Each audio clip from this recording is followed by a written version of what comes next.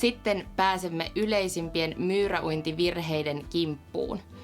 Yleisimpiä virheitä on, että uintia pyritään uimaan pää vedenpinnan päällä, katse edessä. Tämä aiheuttaa jalkojen vajoamisen ja eteenpäin meneminen hidastuu ja vaikeutuu.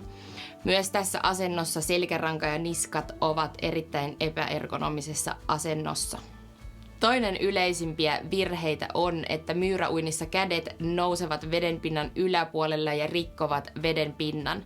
Tämä aiheuttaa myös alavartalon voimakasta vajoamista ja uinnin eteenpäin meneminen hidastuu.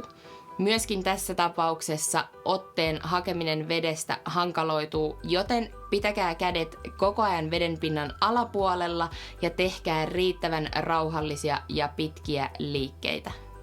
Kurssin aikana olemmekin paljon harjoitelleet vuorotahtipotkua ja siten kuinka potkun tulisi lähteä lantiosta ja jalat pysyvät lähes tikkusuorana.